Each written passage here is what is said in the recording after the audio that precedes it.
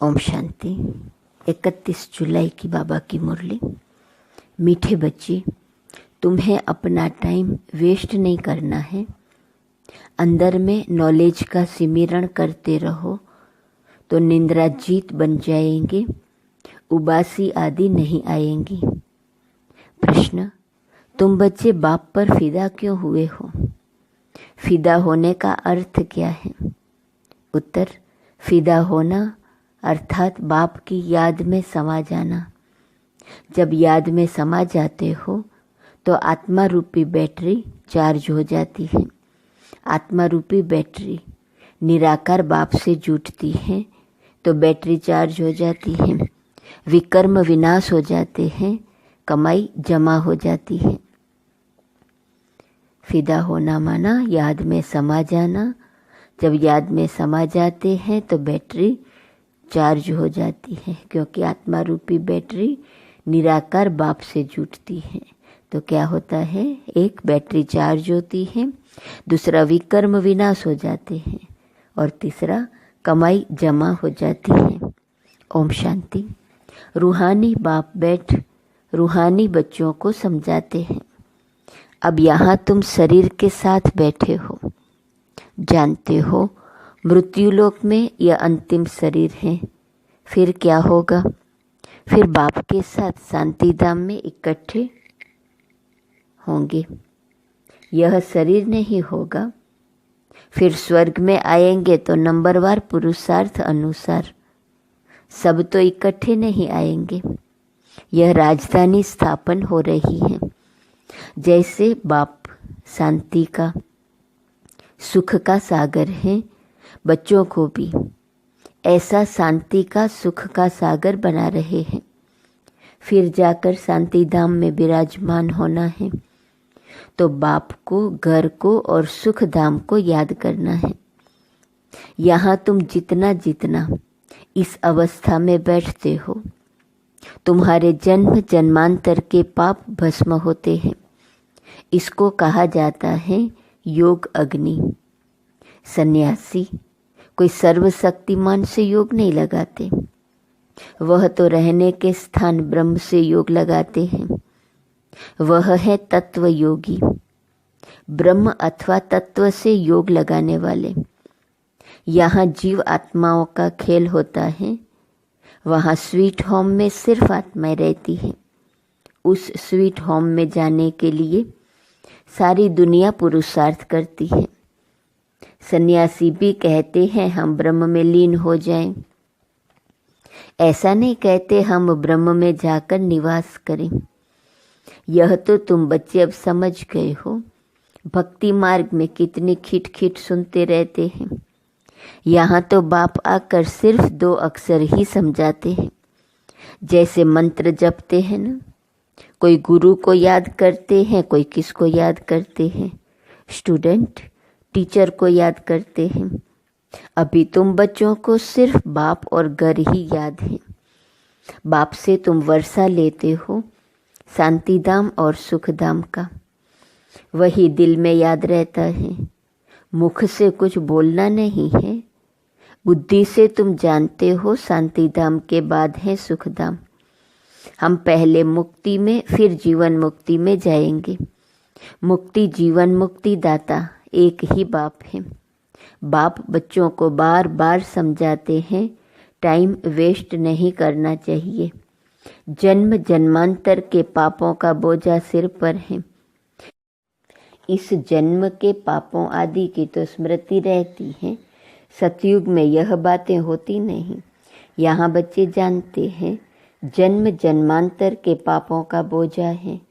Number 1 है काम विकार का विकर्म, जो जन्म जन्मांतर करते आए हो। और बाप की निंदा भी बहुत की है। बाप जो सर्व को सद्गति देते, उनकी कितनी निंदा की है। यह सब ध्यान में रखना है। अब जितना हो सके बाप को याद करने का पुरुषार्थ करना है। वास्तव में वह सतगुरु कहा जाता है, गुरु भी नहीं। वाह गुरु का कोई अर्थ नहीं। वाह सतगुरु। मुक्ति जीवन मुक्ति वही देते हैं ना। वह गुरु तो अनेक हैं, यह है एक सतगुरु। तुम लोगों ने गुरु तो बहुत किए हैं, हर जन्म में 2-4 गुरु करते हैं। गुरु करके फिर और स्थान पर जाते हैं, शायद यहाँ से अच्छा रास्ता मिल जाए। ट्रायल करते रहते हैं और गुरुओं से, परंतु मिलता कुछ भी नहीं। कितनी मेहनत करते हैं। अभी तुम बच्चे जानते हो यहाँ तो रहना नहीं है, सबको जाना है शांति धाम। बाप तुम्हारे निमंत्रण पर आए हैं, तुमको याद दिलाते हैं। तुमने हमको कहा है कि आओ, हमको पतित से पावन बनाओ। पावन शांति धाम भी है, सुख धाम भी है। बुलाते हैं हमको, घर ले जाओ। घर सबको याद है।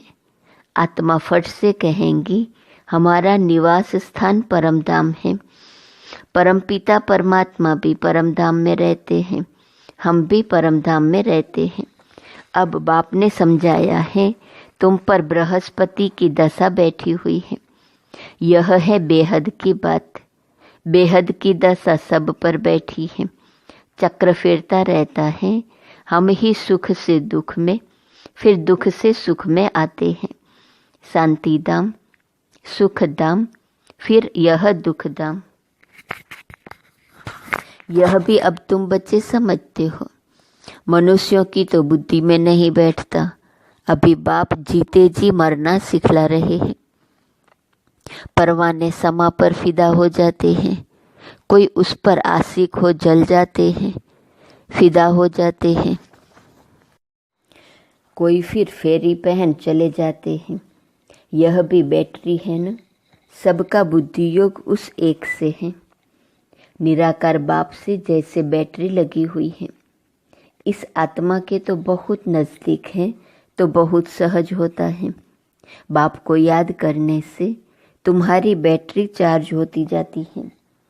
तुम बच्चों को थोड़ी मुश्किलात होती हैं, इनको सहज है। फिर भी इनको पुरुषार्थ तो करना पड़ता है, जितना तुम बच्चों को करना पड़ता है। यह जितना नज़दीक है उतना फिर बोझा है। बोझा भी बहुत है ना। गायन भी है जिनके माथे मामला, इनके ऊपर तो बहुत मामले हैं ना। बाप तो है ही संपूर्ण, इनको संपूर्ण बनना है। इनको सबकी देखरेख बहुत करनी पड़ती है। बल दोनों इकट्ठे हैं तो भी ख्याल तो होता है ना। बच्चियों पर कितनी मार पड़ती है, तो जैसे कि दुख होता है। कर्मातीत अवस्था तो पिछाड़ी में होंगी, तब तक ख्याल होता है। बच्चियों की चिट्ठी नहीं आती है तो भी ख्याल होता है, बीमार तो नहीं है। सर्विस का समाचार आने से बाप जरूर उनको याद करेंगे। बाबा इस तन से सर्विस करते हैं, कभी मुरली थोड़ी चलती है। यूं तो भल 2-4 रोज मुरली न भी आए, तुम्हारे पास पॉइंट्स तो रहती हैं। तुमको भी अपनी डायरी देखनी चाहिए। बैज पर भी तुम समझा सकते हो। जब आदि सनातन देवी देवता धर्म था तो और कोई धर्म नहीं था। झाड़ भी जरूर साथ में होना चाहिए। वैरायटी धर्मों का राज समझाना होता है। पहले पहले एक अद्वैत धर्म था। विश्व में शांति, सुख, पवित्रता थी। बाप से ही वर्षा मिलता है, क्योंकि बाप शांति का सागर, सुख का सागर है ना। आगे तुम भी कुछ नहीं जानते थे। अब जैसे बाप की बुद्धि में यह सब है, ऐसे तुम भी बनते हो। सुख का सागर, शांति का सागर तुम भी बनते हो। अपना पोता मिल देखना है, किस बात में कमी है। मैं बरोबर प्रेम का सागर हूँ। कोई ऐसी चलन तो नहीं है जिससे कोई नाराज होता हो। अपने ऊपर नज़र रखनी है। ऐसे नहीं समझना है कि बाबा आशीर्वाद करेंगे तो तुम यह बन जाएंगे। नहीं, बाप कहते हैं मैं ड्रामा अनुसार अपने समय पर आया हूँ। मेरा यह कल्प कल्प का प्रोग्राम है। यह ज्ञान दूसरा कोई दे न सके। सत बाप, सत टीचर, सत गुरु एक ही है। यह भी पक्का निश्चय है तो तुम्हारी विजय है। इतने अनेक धर्म जो हैं उन सब का विनाश होना ही है। जब सतयुगी सूर्यवंशी घराना था तो और कोई दूसरा घराना नहीं था, फिर भी ऐसे ही होगा। सारा दिन ऐसे ऐसे अपने से बातें करते रहो। ज्ञान की पॉइंट्स अंदर टपकनी चाहिए, खुशी रहनी चाहिए। बाप में नॉलेज है वह तुमको अब मिल रही है, उसको धारण करना है। इसमें टाइम वेस्ट नहीं करना चाहिए। रात को भी टाइम मिलता है ना। देखते हैं आत्मा ऑर्गन से काम करते करते थक गई है तो फिर सो जाती है। बाप तुम्हारी भक्ति मार्ग की सब थक दूर कर अथक बना देते हैं। जैसे रात को आत्मा थक जाती है तो शरीर से अलग हो जाती है, जिसको नींद कहा जाता है। सोता कौन है? आत्मा के साथ कर्मेंद्रियां भी सो जाती हैं। तो रात को सोते समय भी बाप को याद कर ऐसे ऐसे ख्यालात करते सो जाना चाहिए। हो सकता है पिछाड़ी में रात दिन तुम नींद को जीतने वाले बन जाओ, फिर याद में ही रहेंगे, बहुत खुशी रहेंगी। 84 के चक्र को फिराते रहेंगे, उबासी व झुटका आदि नहीं आएगा। हे नींद को जीतने वाले बच्चों, कमाई में कभी भी नींद नहीं करना है। जब ज्ञान में मस्त हो जाएंगे तब तुम्हारी अवस्था वह रहेंगी। यहाँ तुम थोड़ा टाइम बैठते हो तो कभी उबासी या झुटका नहीं आना चाहिए। और तरफ अटेंशन जाने से फिर उबासी आएंगी। तुम बच्चों को यह भी ध्यान में रखना है कि हमको औरों को भी आप समान बनाना है। प्रजा तो चाहिए ना, नहीं तो राजा कैसे बनेंगे। धन दिए धन ना खूटे। दूसरों को समझाएंगे, दान देते रहेंगे तो कभी खूटता नहीं, नहीं तो जमा नहीं होगा। मनुष्य तो मनहूस भी बहुत होते हैं, धन पर बहुत लड़ाई झगड़े हो पड़ते हैं। यहाँ बाप कहते हैं तुमको हम यह अविनाशी धन देता हूँ तो तुम फिर औरों को देते रहो। इसमें मनहूस नहीं बनना है। दान नहीं देते हैं तो गोया है नहीं। यह कमाई ऐसी है, इसमें लड़ाई आदि की बात नहीं। इसको कहा जाता है गुप्त। तुम हो इनकॉग्निटो वॉरियर्स। 5 विकारों के साथ तुम लड़ते हो, तुमको अननोन वॉरियर्स कहा जाता है। प्यादों का लश्कर होता है। यहाँ भी ऐसे हैं, प्रजा बहुत है, बाकी कैप्टन मेजर आदि सब हैं। तुम सेना हो, उसमें भी नंबरवार हैं। बाबा समझेंगे यह कमांडर हैं, यह मेजर हैं। महारथी घोड़े सवार है ना, यह तो बाप जानते हैं 3 प्रकार के समझाने वाले हैं। तुम व्यापार करते हो अविनाशी ज्ञान रत्नों का, जैसे वह भी व्यापार सिखलाते हैं। गुरु चला जाता है तो उसके पिछाड़ी चेले चलाते हैं ना। वह है स्थूल, यह फिर है सूक्ष्म। अनेक प्रकार के धर्म हैं, हर एक की अपनी अपनी मत है। तुम भी जाकर उन्हों का सुन सकते हो, वह लोग क्या सिखलाते हैं, क्या क्या सुनाते हैं।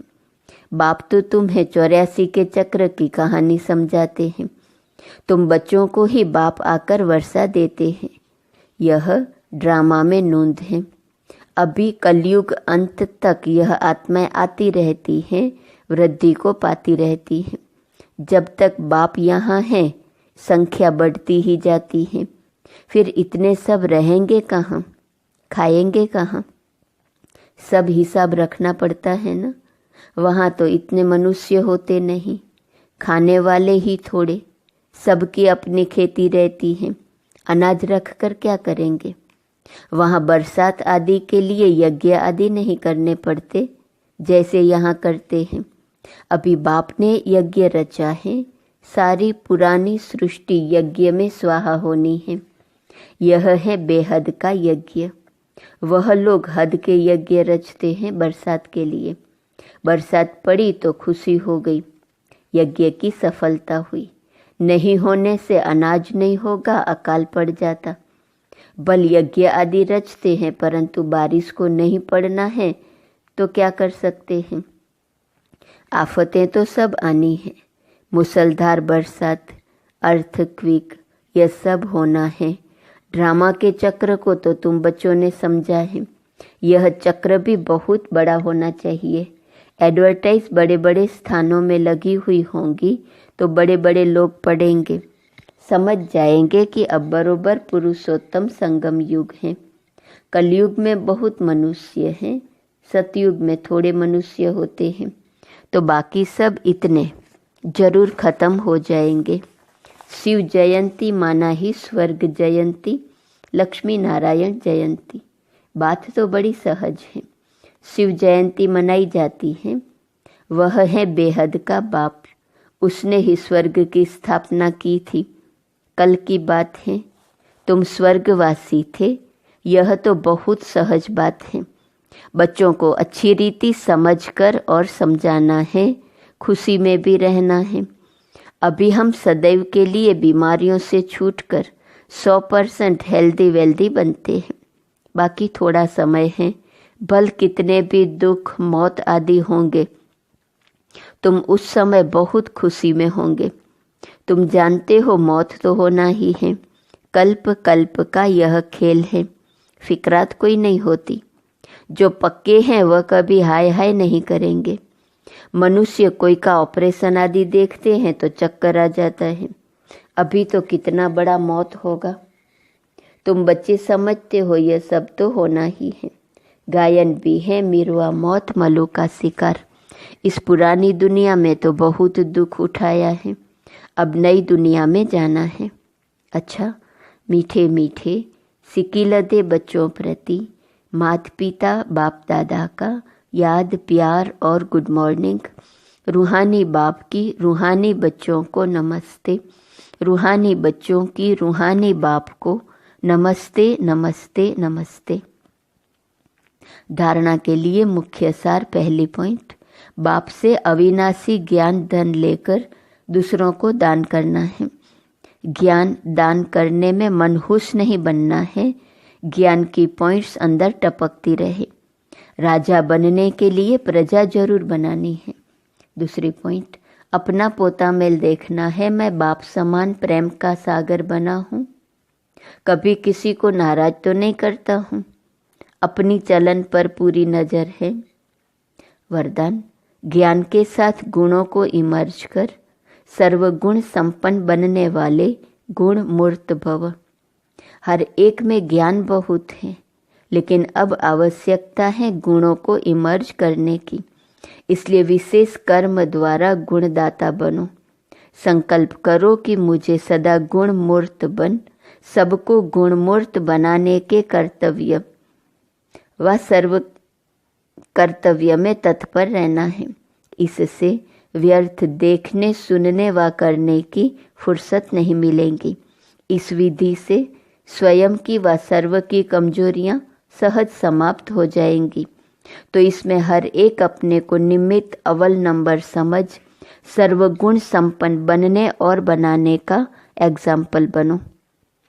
स्लोगन, मनसा द्वारा योगदान, वाचा द्वारा ज्ञान दान और कर्मणा द्वारा गुणों का दान करो। आज का स्वमान, मैं महादानी हूँ। अव्यक्त इशारे की पॉइंट, हर आत्मा के प्रति रहम की भावना, सदा सहयोग की भावना, हिम्मत बढ़ाने की भावना हो। हर परिस्थिति में, हर कार्य में, हर सहयोगी संगठन में निस्वार्थपन हो, तब कहेंगे पर उपकार की भावना। जैसे ब्रह्मा बाप ने स्व के प्रति कुछ भी स्वीकार नहीं किया, न महिमा स्वीकार की, न वस्तु स्वीकार की, न रहने का स्थान स्वीकार किया। स्थूल और सूक्ष्म सदा पहले बच्चे, इसको कहते हैं पर उपकारी। यही संपन्नता के संपूर्णता की निशानी है। इसमें फॉलो फादर कर समान बनो। ओम शांति। कल से अगस्त मास, बड़ी दादी का मास शुरू हो रहा है। हम सभी बहुत अच्छे रीति से नए चार्ट और नए स्वमान के साथ कल का शुरू करेंगे। ओम शांति।